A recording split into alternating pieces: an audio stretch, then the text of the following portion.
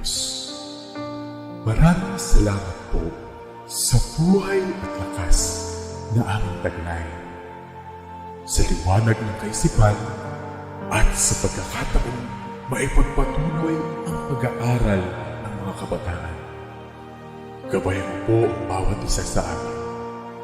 Anuman ang bahagi na aming gagampanan, naway maging maayos at matagumpay ang pagtuturo at pag-aaral na aming gagawin sa araw na ito.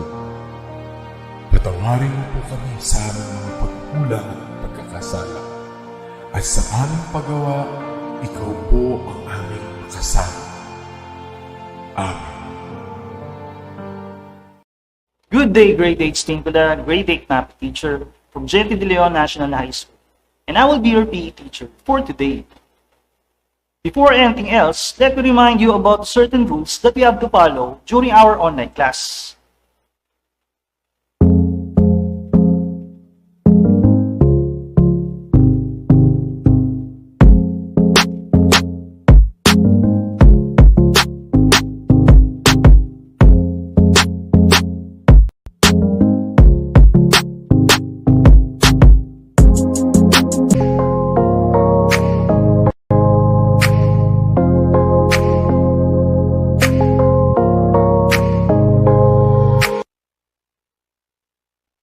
Before we move on further, let me present to you the most essential learning competencies for this lesson.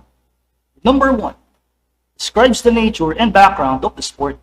Number 2, executes the skills involved in the sports. Number 3, monitors periodically progress towards the fitness goals. And number 4, displays tolerance and acceptance of individuals with varying skills and abilities.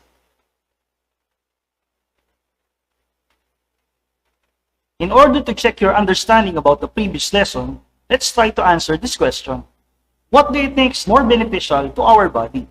Playing mobile games or participating in sports or physical activities? You may write your answer on the comment section below. If your answer is participating in sports and physical activities, that's correct. Participating in various sports and physical activities can develop not only health-related fitness, but also the skill-related fitness of our body. Before we start our lesson, let's have an activity called Basketball Word Search. The direction is just easy. Find the untangled letters that form words associated with basketball. There are 5 words to look for. The words could be in any direction as long as the letters are all interconnected. Kindly get a piece of paper and write the 5 words related to the sport basketball. You will be given 3 minutes to answer this activity. Are you ready? Timer starts now.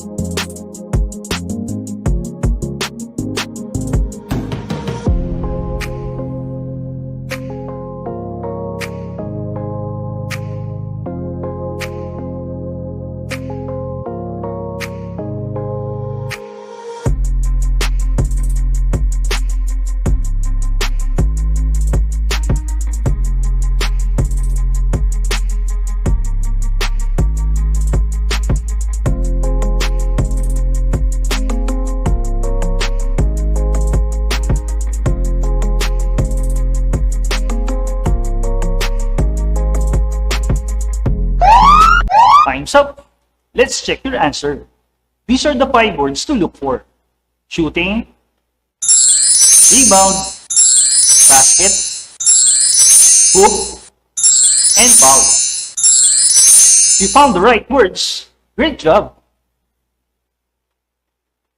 Sports is a great way to develop our fitness. Don't you know that there are 3 classifications of sports? These are the following. First is the combative sports. This pertains to sports that have fighting implements such as arnis, taekwondo, karate, and the likes. Second is individual and dual sports. This pertains to sports which has 1 or 2 participants competing with others. Sports such as badminton, tennis, table tennis, and the likes. Third is team sports, where 3 or more participants on the team are competing against another team. This includes sports such as volleyball, baseball, basketball, and many more. Today, we are going to study the sport called basketball. First, let's define what basketball is all about.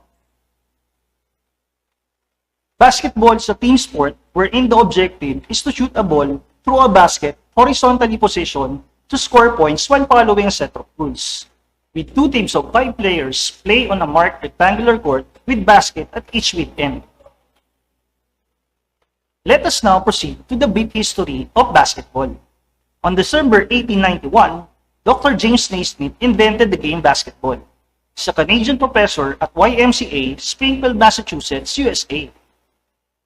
For your information, the first goal that was used in this game was literally a basket of a fruit called peach. And the first ball used was a soccer ball, until an actual basketball was invented. Before we move on further, let me clarify to you that basketball is a name of a sport, and at the same time, a name of an equipment being used in this game. Let's now proceed to the facilities and equipment used in this game. First is the basketball. Basketball is an inflated sphere with an outer covering. It is 75 to 78 centimeters in circumference and weighs 600 to 650 grams.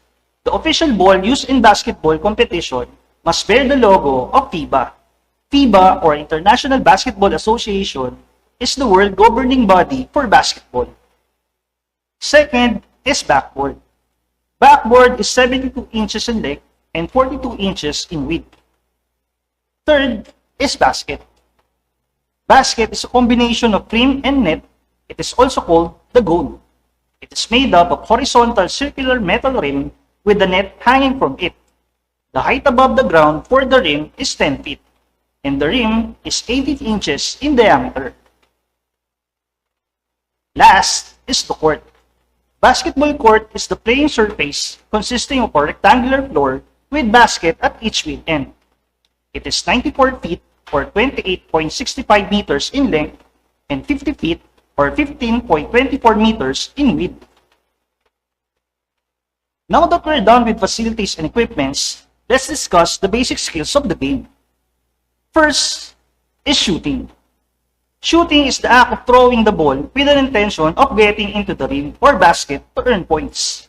It is an offensive skill that every basketball player should master to win a game. It is the first basic skill to be learned in basketball.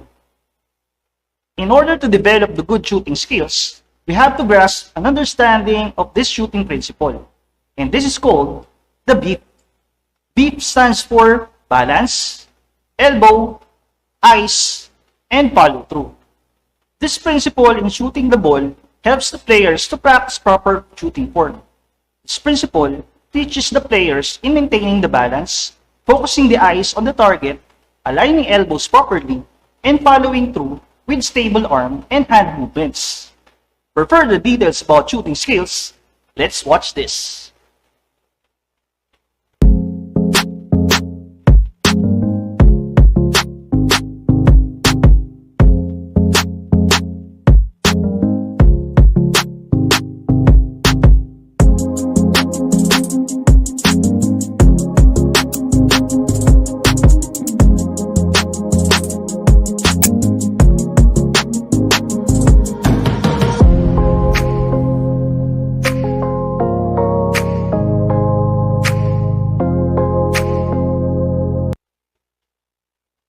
Second is dribbling.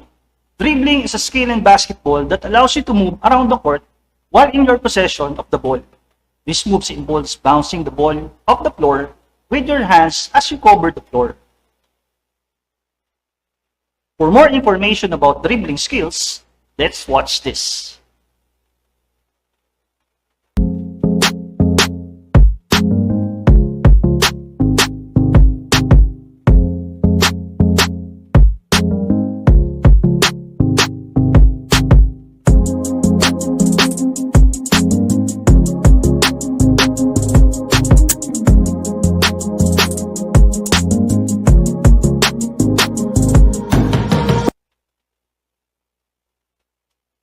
Third is passing.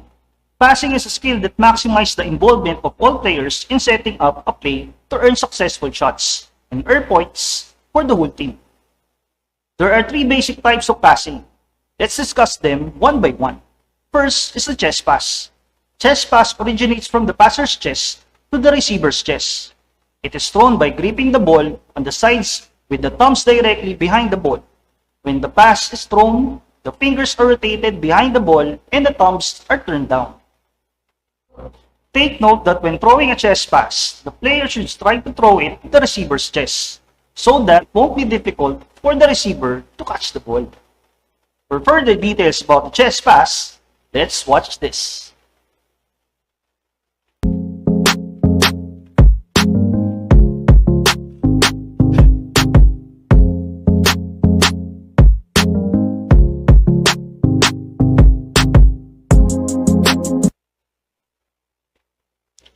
Second is bounce pass.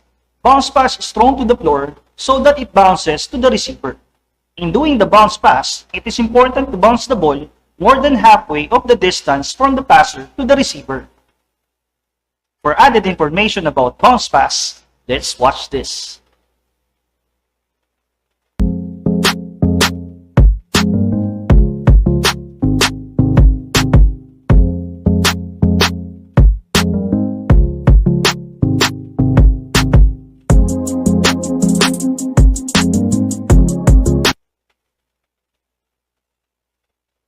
Third is the overhead pass. Overhead pass originates from the forehead of the passer. In order to do this pass properly, bring the ball directly above your forehead with both hands on the side of the ball and follow through. Take note that you have to aim for the teammate's chin. For more information about the overhead pass, let's watch this.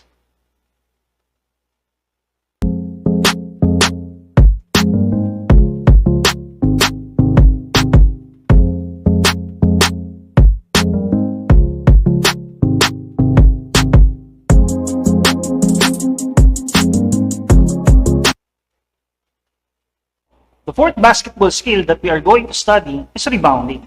Rebounding is one of the most important aspects of the ball, which enables the player to jump with power to get the ball as it bounces to the rim after a failed shot before it touches the floor. And the last basic skill in basketball is running. Running is a basic skill that a player should possess in playing basketball and in other sports as well, because in basketball, speed defines the best. In this part of the lesson, we now understand that skill-related fitness components are important in almost any sports, especially in basketball. So in order for us to enjoy and improve in this sport, we have to develop our skill-related fitness components such as agility, speed, power, balance, coordination, and reaction time. Another important aspect of this game that we have to know is about the team composition. Basketball is played with two teams with 5 players each team on the court at every quarter. The maximum number of players on the bench differs by the league. In the international play, a maximum of 7 players is allowed to the bench, resulting in a roster of 12 players per team. The position of the players are the following: point guard, shooting guard, small forward, power forward, and center. For us to enjoy this, we also have to know the basic rules of basketball. First is jump ball. Jump ball is one of the ways to put the ball into play.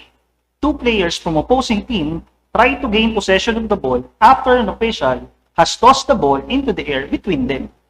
The two players who are jumping for the ball must tip the ball to a teammate, and they cannot grab the ball out of the air and possess it themselves. Second is the duration of the game. There are 4 quarters on the game. Each quarter has 10 minutes, which makes it 40 minutes for the entire duration of the game. Third is timeout. 1 timeout per quarter is given on each team, except on the last quarter, which is 2 timeouts. Fourth is overtime. In case of a tie, 5-minute overtime is given. Fifth is regarding the fouls. There are 2 common types of fouls. First is the personal foul. Second is a technical foul. Personal foul occurs when the defenders make an illegal contact with their opponents. If an opponent is in the act of shooting, free throws are awarded. Examples of these are the following: blocking foul, charging or offensive foul, illegal use of hands, holding, and pushing. Another type of foul is technical foul. Technical foul is issued when certain infractions occur, most commonly for unsportsmanlike conduct on the part of the player or the coach. It also gives the opposing team a free throw and also the retained possession of the ball. The last thing that we have to know regarding the basic rules in basketball is all about violations. Violations are committed when a player breaks the rules without physical contact being involved. Most violations are committed by the team with possession. The player mishandles the ball or makes an illegal move. The typical penalty for violation is loss of the ball to the other team. Examples of the violations are the following: traveling violation, double dribbling, kicking the ball, out of bounds, carrying the ball, goaltending, and many more. We have just finished the class discussion. Now let's see if you have really grasped a good understanding of our lesson. Let's have this activity called Word Scramble. The direction is just simple. Identify who or what is being described on each number and unscramble the letters above it. You will be given 5 seconds to answer the question.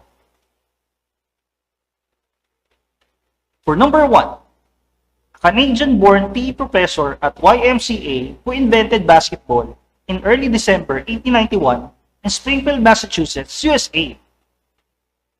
Timer starts now.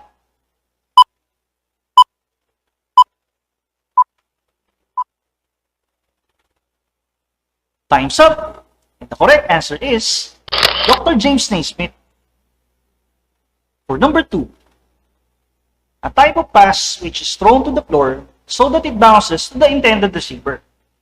Timer starts now.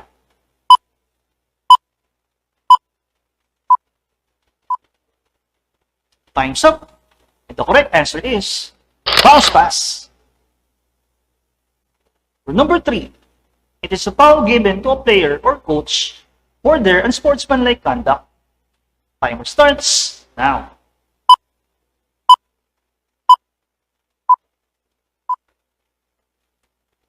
Time's up. And the correct answer is technical foul. For number 4, it is a skill in basketball that allows you to move around the court while in your possession of the ball. Timer starts now.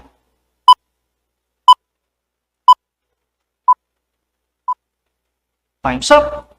And the correct answer is dribbling. For number 5, it is one of the most important basketball skills which enables the player to jump with power to get the ball as it bounces to the rim after a failed shot before it touches the floor. Timer starts now.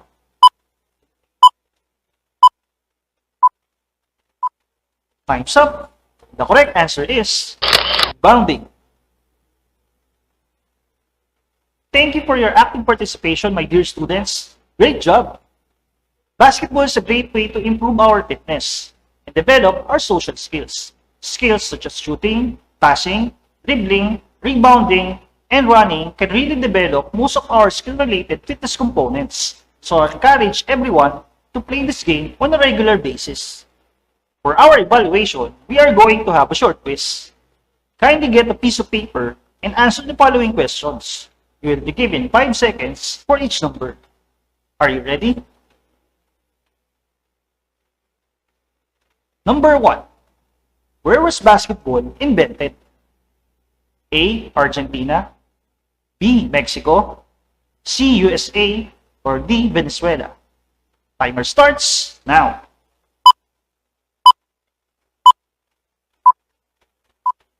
Time's up. And the correct answer is C. USA. For number 2, what is the first goal used in basketball? A. Drum, B. Ring, C. Tire, or D. Pitch basket? Timer starts now.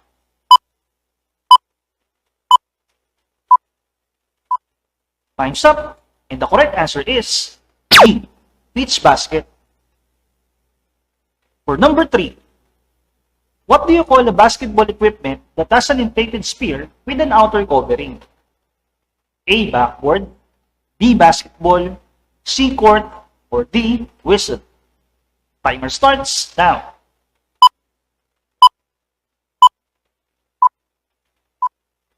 Time's up. The correct answer is B. Basketball.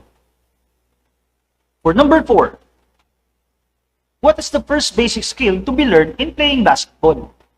A. Dribbling, B. Rebounding, C. Running, or D. Shooting? Timer starts now.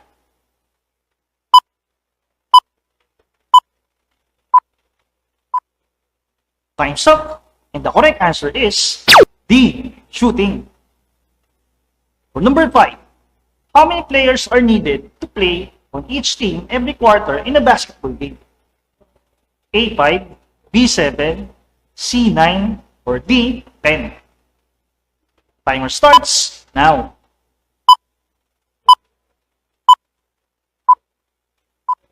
Time's up. The correct answer is A. 5. If you got all the correct answers, studying any sport should always put into action. So for your assignment, you are going to do the performance task entitled Basketball Shooting. The procedure is listed below. Number 1, make an improvised basketball board and rim. Diameter of the rim should be 8 to 10 inches. For number 2, create a ball out of crumpled paper with a diameter of 4 inches. Number 3, position your improvised basketball board and rim on a spacious area in your house. Number 4, execute 5 shots, consecutive shots or not. Number 5, do the shooting 2 meters away from the basketball rim. Number 6, take a video of your actual performance and send it to your Mapeh teacher. Take note that you may use actual basketball equipment if available, and skip number 1 to 3 procedure. For further details about this performance task, please visit the link below. To end up this lesson, I will leave you with this quote from one of the greatest basketball players of all time, Michael Jordan. You quit once, it becomes a habit, so never quit. This has been Sir Edison saying keep safe and healthy. God bless us all. Hello learners! It's been a while, isn't it? And now, this is our last stream for this grading. Time flies so fast. But before we go to our main discussion, I just want to tell you that after reviewing my live stream, there were students who caught my attention. Students who acknowledge the hardships of us live streamer teachers and our technical working group here. I would like to give thanks to these students. Thank you very much, learners! You are giving us inspiration to move on and continue live streaming good quality lessons. Cheers! And now, we will continue discussing the marvelous world of arts. Still, I'm your Mapeh teacher for today, Sir Ferdinand, and welcome once again to Valenzuela Live Streaming. In our previous lesson, we've almost tackled all of the wonders of Southeast Asia, specifically their fabrics, their threads, and sculpture. And now, for the last part, we will be talking about the batik clothing and handicrafts. As soon as you finish our discussion for this session, and the activities in our module, you are expected to: number 1, create crafts that can be locally assembled with local materials, guided by local traditional techniques. Examples are batik, silk weaving, and etc. For number 2, derives elements from traditions or history of a community for one's artwork. And for number 3, shows the relationship of the development of crafts in specific countries in Southeast Asia according to its functionality, traditional, specialized expertise, and availability of resources. Examples are pottery, weaving, jewelry, and basketry. But before we formally start, let me give you some reminders of our social media netiquettes. Are you ready? First, think before you click. Second, as much as possible, do not use all caps when writing in the comment box. For number 3, speak kindly. And for number 4, make sure to listen attentively. For our fifth, do not multitask. And lastly, always share useful and relevant information. So, let's begin! So before we proceed to the last part of our discussion, which is part 3 of Arts of Southeast Asia, the fabric design, arts and crafts, and sculpture, I am inviting you to focus and answer the following. Can you still recall part 3 of our lesson? Right! That's good! Now, for this activity, I will be showing you pictures of sculpture and tell me, what country the sculpture is from? I will be giving you 5 seconds to recognize it. Again, before we proceed, I'll just have to change my outfit. There! This will do. Let's begin. For number 1, is it a sculpture of Brunei or Cambodia? Time's up! The answer is correct. For number 2, is it from Laos or Philippines? Time's up! The answer for number 2 is correct. For number 3, is it from Singapore or Indonesia? Time's up! The answer for number 3 is...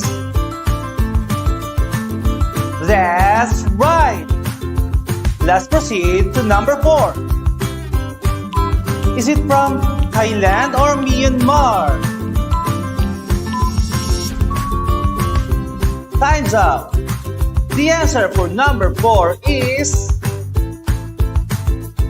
That's right! And last but not the least, for number 5. Is it from Vietnam or from Timor-Leste? Time's up! The answer for number 5 is... correct! How many correct answers did you get? That is impressive!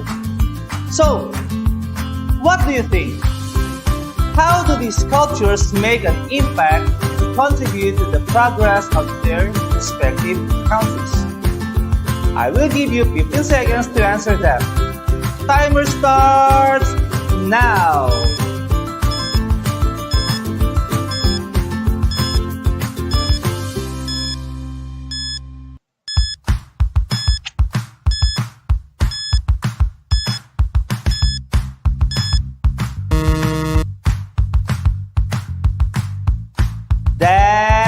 good. Thank you for that. And now that you are really warmed up, let's travel again to Southeast Asia and finish from where we get started. In our previous lesson, we talked about the types of batik, and now let's talk about batik clothing. For Indonesia, next is for Malaysia, and then let's go to Singapore, and last is the Brunei. Different techniques are used in Brunei's batik like airbrushing, cracking, bubble, rainbow, sprinkle, geometry, and marble. These techniques are applied on fabrics like cotton, chiffon, linen, and brocade. In Brunei, batik can be done in 4 different ways. They are: number 1, hand-drawn; number 2, using the metal blocks; 3rd, screen printing; and for 4th, digital printing. About 1.4% of the total population in Cambodia that are considered as highlanders are inclined to their handicrafts as part of their traditional culture and livelihood as well. They produce textiles, baskets, jars, pottery, and other tools for their daily use.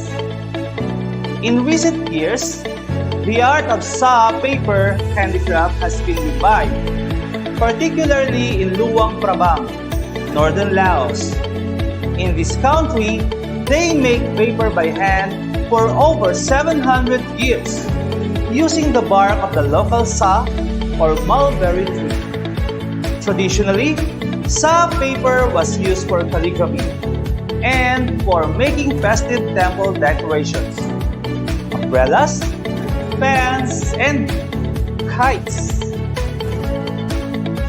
If there are silk fabrics in Thailand, their men's headgears are categorized into 3. First is the dastar, which is a piece of cloth tied around the head. Second is the songkok or kupiya, a type of cap made for velvet. And for number 3 is the tangkolok or serban, which resembles a turban and is a typical headdress in the Middle East. Today, like other gears, the songkok comes in many colorful variations to suit individual taste and it's time for our activity!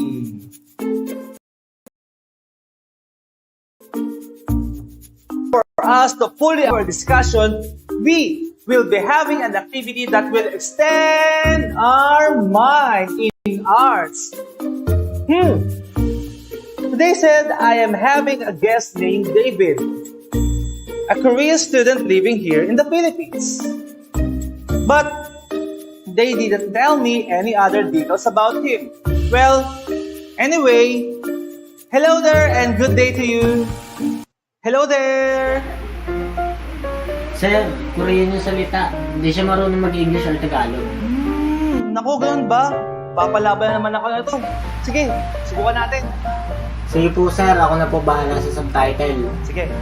안녕하세요. 잘 지내고 있나요? 안녕 잘 지내. 야, 이름은 디비드입니다. 모두를 만나서 오늘 나는 내가 한국어를 말해야 한때는 정보를 빠지 못했다. 죄송합니다. 저는 필리핀어와 영어를 할 사람입니다. 하지만 나는 지금 내가 무엇을 할 것인지 알고 있습니다.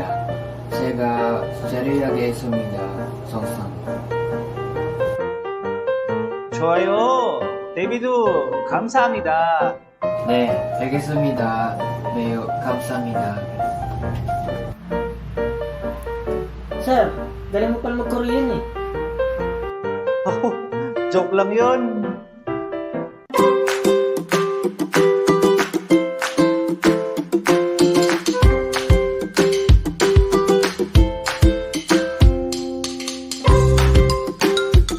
안녕하세요. 저는 하루. 저는 데이비드고 2차 고발 소행하는 방법을 알려줄 것입니다. 가자.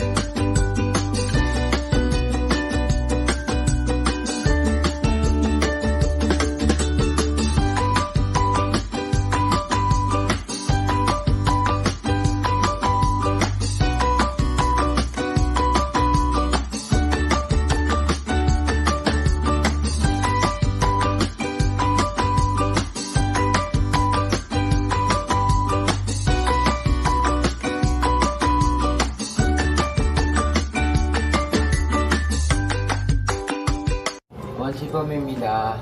당신도 할 수 있습니다.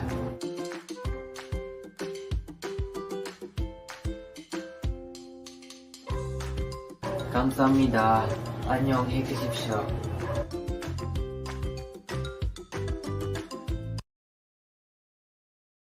That's a great achievement you've got by doing the flower pot painting. And for the rubric for this activity,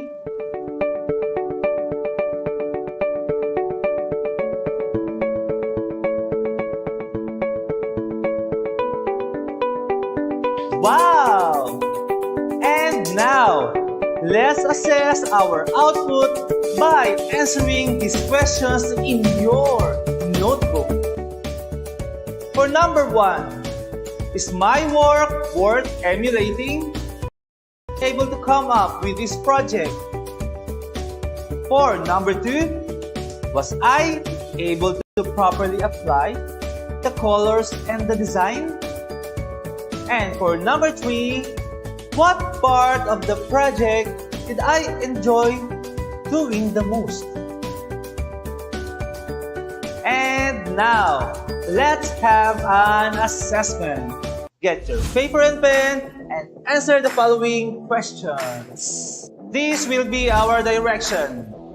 By choosing the correct letter and answer for every question. Let's get started. For number 1, Brunei's airbrushing technique includes the following except blank. A. Cutting through. B. Cracking. C. Bubble. Or D. Rainbow.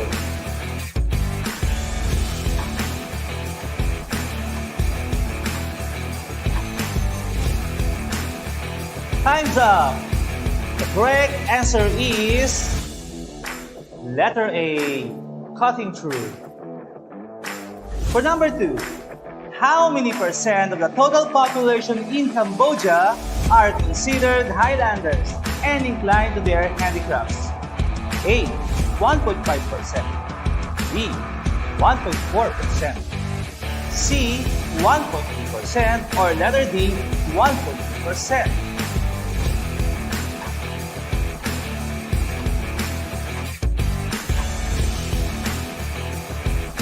Time's up! The answer for number 2 is letter B, 1.4%. For number 3, what particular place in northern Laos where the art of sap paper was revived? Ang Prabang, B. Witang Prabang, C. Aling Prabang, or D. Mang Sitang?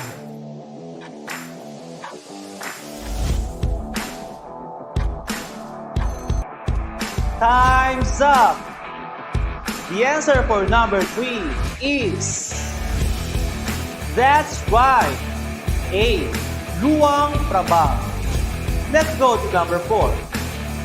Sa paper was used for calligraphy and for making festive temple decorations, umbrellas, fans, and kites.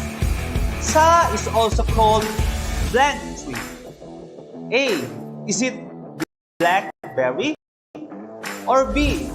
Acai-berry? Or is it letter C, red berry? Or lettered berry?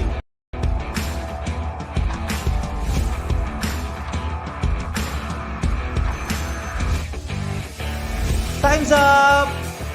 The answer for number 4 is... That's correct! Letter D, mulberry.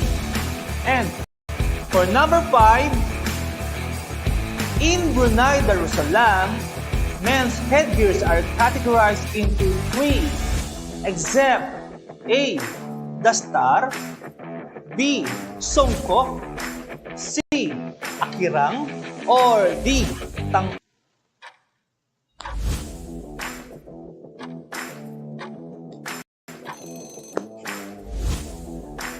Time's up! The answer number 5 is... That's correct. Letter C, akirang. So, how many correct answers did you get? Can you give me a heart and a wow emoji if you were able to get the perfect score? Great! In case you weren't able to get all the items perfectly, don't worry. What you need today is a good start towards improvement, and also your Mapeh teacher will have a follow-up discussion. Ma'am and sir will be more than willing to assist you. And for your assignment, find a picture of men's traditional hat from the internet and tell its history, materials, and purpose. Thank you very much for making yourself connected in our discussion for today. Keep everyone safe and have faith.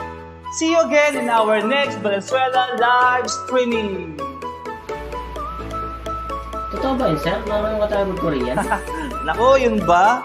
Yun naman, basa ko lang yun sa mga internet kaya ganon. Ganun po ba, sir? Ayos po yun. Next time, invite tayo ng taga-ibang bansa para mas maganda. Di na, papahirapan mo lang ako. So, anyway, see you again in our next Valenzuela live streaming.